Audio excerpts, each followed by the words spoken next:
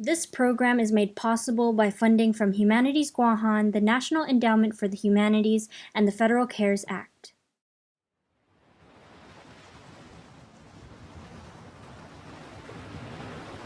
Ihagas si Manmalofan na tempo. I Pasifiko na tasi, guaha undongkulo na guian. Esti na guian, mampus dongkulo na akonu I islan guahan.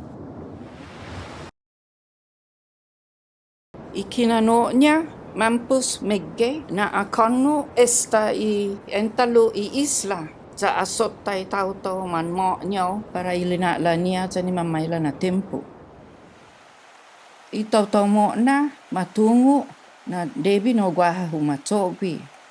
Lo imam pescador toda swetin niya. Istaki hundia. Guaha man medgot na man hobensita na famalawan. Gi isla mausa I fetsania jan itiningo niya para fan macoco todo siya sa mga koni esti idangkulo na guihan. Pogo guaha mas peligro gi itasi jan itano. Mas dangkulo ki idangkulo na guihan. Mas dangkulo ki isla. Afa esti na peligro I basura.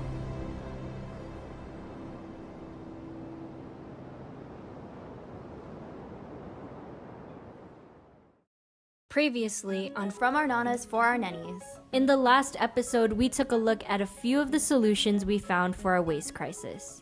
We met with small recyclers and waste-to-wealth businesses just starting up in Micronesia. We learned about the transformation of the Puerto Rico dump in Saipan into the Eloy S. Enos Peace Park. In this episode, we will look at more solutions, like big businesses and legislation, for more ideas on how we can curb our plastic and waste problem. And spoiler alert, it's going to take all of us together.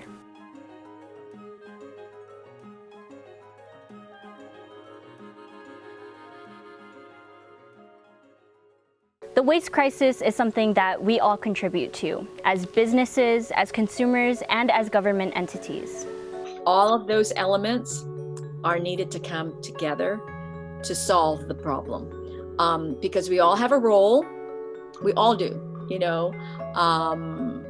all companies have a role because we all create some kind of waste. And unless we all take a look inside, and that's kind of like what the bank's been doing over the last couple of months, is really looking at how can we inside, really address a lot of these issues like waste and paper and energy reduction and all of that. If there are people who want to create a business that is part of the solution, is Bank of Guam doing anything actively to help support them? Are there any programs that you could talk about and let our audience know? Yes, we're looking at that, not only in terms of our lending products, but also in terms of grants. We're looking at that, but it's been on our radar for a while. But one of the things that we did do is, as you may be aware, we really staffed up incredibly for the pandemic for the SBA PPP loans, the Payroll Protection Plan programs. And we did that because we knew that a lot of our businesses really needed help. Our goal really was to stay within the confines of the deadlines and to assure that as many of our customers would qualify so that they would get help specifically for this time. But definitely the notion of packaging and bundling green programs from loans and deposit products and such, and keeping it very digital is going to be really critical moving over. And it's not just for green programs, but the way we do things. Process is very much as important as loans for farmers, loans for sustainability businesses, loans for businesses or nonprofits that are looking to do good in the community. That has been on our radar for quite a while. I think when we started to ask people, we wouldn't just say, yes, we're going to support you. We go, you know what? Before we make a commitment, what are you doing? How are you, either recycling or using less plastic? And you can't just say no on this, no plastic, no this, no that. If you're going to say that, we must offer solutions. If you're not going to use it, what else can I use? It's going to take a system-wide view and a community effort in learning about how we can contribute to the problem and how we can make changes. All businesses, fuel companies, transportation, restaurants, the hospitality industry, every part of government, of course, academics, the schools. For me to blame it on any, that just doesn't make any sense, because it's not looking at joint solution. Being responsible about waste is an everyday decision. It's a decision every day we make. We took a look at small businesses that focus on being part of a circular economy. They took waste and turned it into something new. But what is the responsibility of the big businesses that bring these items here in the first place? What is extended producer responsibility? Extended producer responsibility is a concept where manufacturers and importers of products should bear a significant degree of responsibility for the environmental impacts of their products throughout the product life cycle, including upstream impacts inherent in the selection of materials for the products, impacts from manufacturer's production process itself, and downstream impacts from the use and disposal of the products. Producers accept their responsibility when designing their products to minimize life cycle environmental impacts, and when accepting legal, physical, or socioeconomic responsibility for environmental impacts that cannot be eliminated by design. For example, companies that produce a product like drinks could choose to use plastic #1 for their packaging rather than Tetra Pak, because Tetra Pak is a lot more difficult to recycle. Before a product is sold, it needs to be evaluated by retailers on where it will go once it's used. Retailers and wholesalers in our region could do more to evaluate the recycling systems in place and order less products that come in packaging that has no option downstream other than the landfill. Businesses like MISA, Yap Eco-Leaf Solutions, and Numalu Refillery are doing their best to provide customers with zero-waste solutions. MISA and Numalu Refillery do their best to provide their customers with the option to refill or recycle their packaging once you're done with it. We spoke to the founder of MISA, Aguaran Iriarty, about his business model and about mindful consumption. Hafa everyone, my name is Aguaran Iriarty. I am the founder of MISA Guam. MISA is a social entrepreneurship, and our goal is to basically raise awareness, right, in terms of waste consciousness and mindful consumption on Guam. Overall, in general, without getting too technical, being aware of what you're buying and what that purchase is doing both upstream and downstream, right? Buying a reusable straw, which was our very first product that we launched, that was sort of the gateway to a lot of people's awakening of the plastic problem on Guam. The whole premise of the business is to empower consumers back home to be able to purchase these things, because I created MISA. The reason why I created MISA was because I was ordering things on Amazon or online or flying off island to buy these things. People back home didn't have these options available to them. But even for people like Aguaran, who give customers the tools to make individual conscious change, that's not enough. And now I'm in Washington, D.C. I've been here for about 5 months. I'm getting my master's in sustainability management, which is sort of right up the alley of what I've been doing the past few years.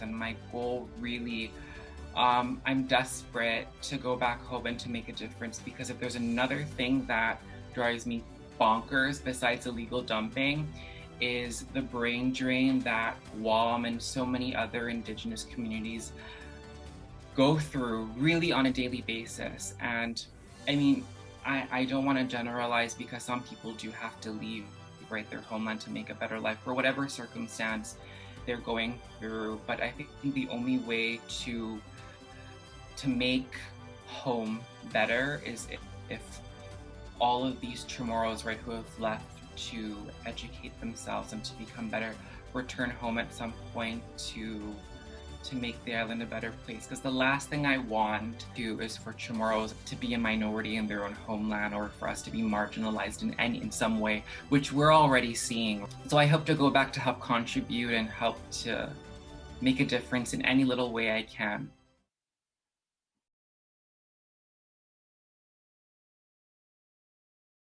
Hafide Toduhamzu, Guahusi Jasmine, creator of New Matlo, a new zero-waste refillery on wheels, and I'm back today to give you more tips, tricks, and insight on how to begin your low-waste journey. Today, we're finally on to the 5th of the 5 big R's of zero-waste living, which is rot, otherwise known as composting. Food, more than any other single material, enters our landfill facilities. Composting is a natural solution to our food waste because it is the natural way to recycle dead organic material. This rotting material, when done correctly, will actually produce the most nutrient-dense fertilizer, also known as humus. And so if it's natural, it can rot. And if it can rot, it does not belong in our garbage. Here are some tips on how you can begin to rot your food waste or compost starting now. Tip number 1, begin your own compost. Most of us on Guahan have the land availability to start our own compost. It's as simple as digging a hole to the ground or purchasing an actual bin. All you need to do is make sure you have equal parts green waste, such as veggie odds and ends, to brown waste, such as leaves, twigs, mixed paper. Make sure those two are in equal balance to create a moist environment for the rotting to occur. And the last thing you need is just some patience. Step number 2 is to vermicompost. Vermicompost involves worms, and it's actually the fastest way you can compost. Worms will eat your rotting food waste, and then they will poop it out, and their poop will turn into humus. Amot Tatautano Farms in Dedido provides these worms if you're interested in purchasing some to start your own vermicompost. And lastly, if you cannot compost, find a farmer or gardening friend who can take your food waste and use it to their advantages. My pro tip is, before you compost, freeze your veggie odds and ends, carrot tops, broccoli stems, kale stems. I have some here in a freezer bag, and when you're ready, you can make some awesome soup stock with it by just boiling these odds and ends until they create a nice broth. You can strain out the waste and then toss it into the compost. That way you're really using your food scraps as much as you can before they must rot into the ground. If you like these tips and tricks, please support us on our Kickstarter launching next month in May. Follow us on Instagram at New Matlo Refillery. This has been Jasmine from New Matlo Refillery, wishing you the very best on your low waste journey. And please don't forget that every individual effort truly does count towards building our collective resiliency against the plastic pandemic.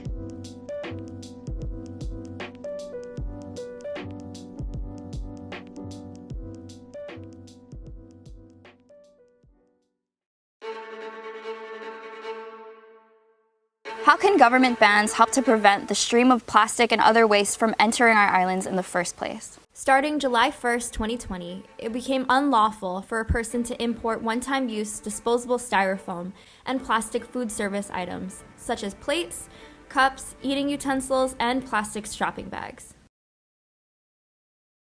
Buenas and half a day, the Committee on Environment, Revenue, and Taxation and Procurement is calling its virtual public hearing to order. The purpose of this virtual public hearing is to receive testimony on Bill number 373-35 COR, sponsored by Senator Regine Biscoe Lee.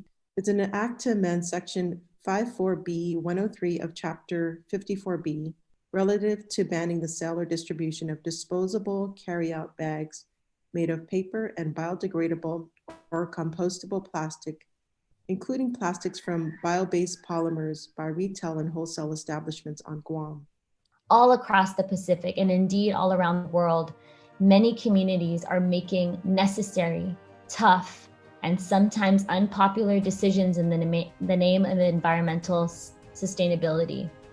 We don't even have to look very far to see how our neighbors in Palau and the Federated States of Micronesia are leading the way in this field.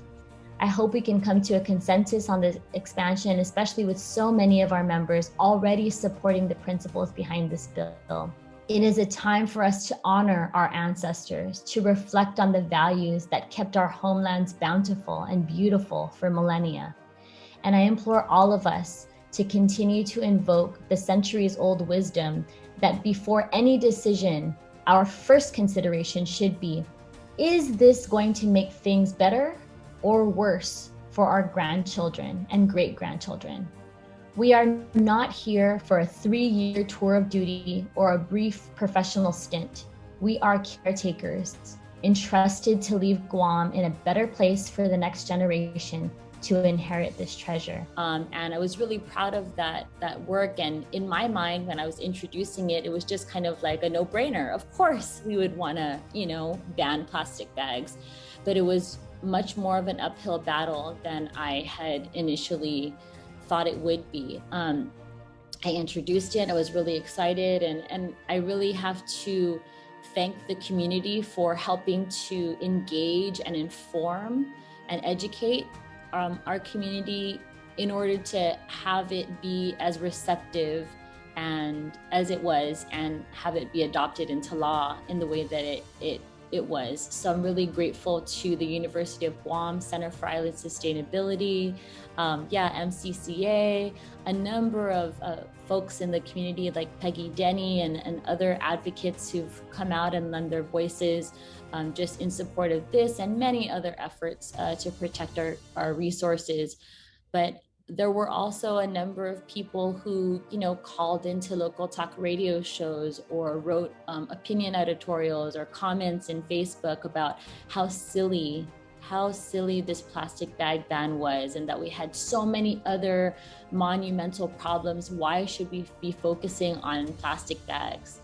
And my take in a lot of these things is we can, try to focus on a number of things. We can care about protecting our children from, putting more money into child protective services in the same budget bill that we can, increasing funding and resources for the Guam Environmental Protection Agency. We can do that as a government, and we should.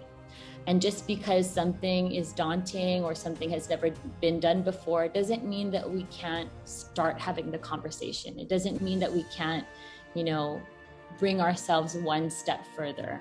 But I also would be remiss, I think, if I didn't mention that this bill the idea for this bill originated in the Guam Youth Congress.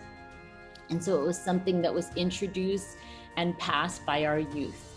And that to me was pretty incredible. The fact that, our young people, they already have this idea of the way that they want to see our island and our region moving forward. And so it was really a privilege for me to be able to take up this legislation, work with our legal counsel, work with some of our other stakeholders and perfect it, make it better, and then introduce it and have it passed. How can the solutions we covered help bring us to a more zero-waste future?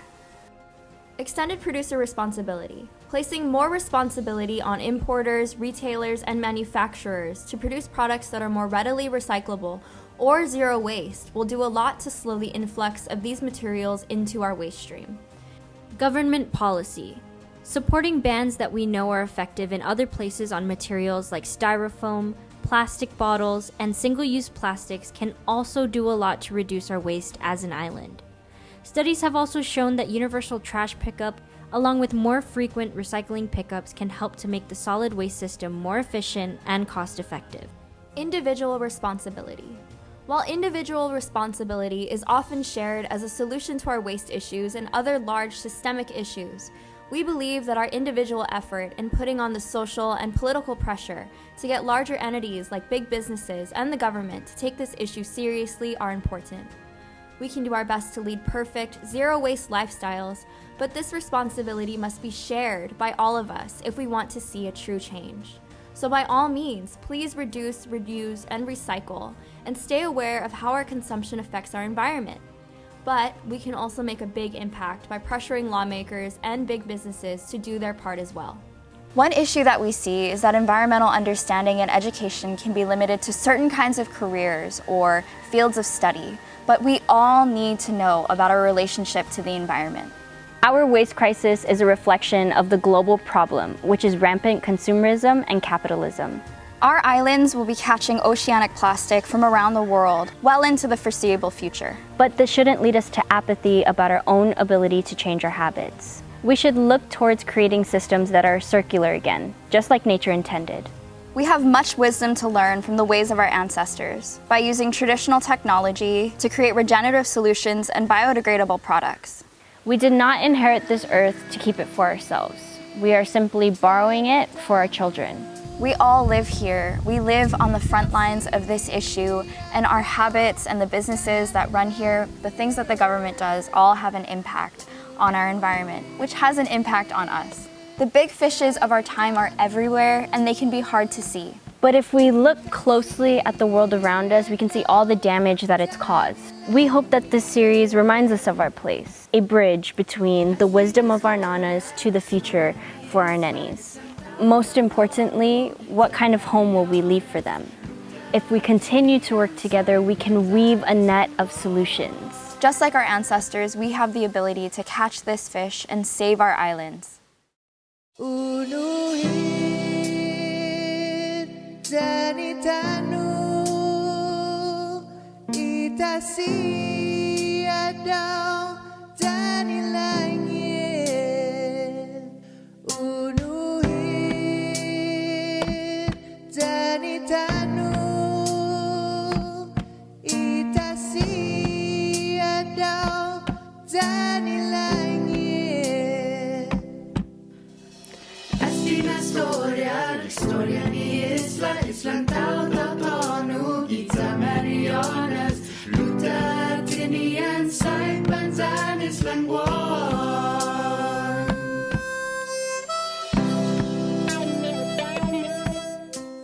For Micronesia Climate Change Alliance, we know that the work here is not done. Our goal is to share a solution that we have come up with our community. As a result, we will be sharing worksheets to go along with this series to be included as a part of curriculum for teachers and any educators that are interested. But the learning does not stop there. This isn't just for students or for teachers. This can be for everyday people who want to learn more about our waste crisis and help us weave a net of solutions so that we can fight this big fish.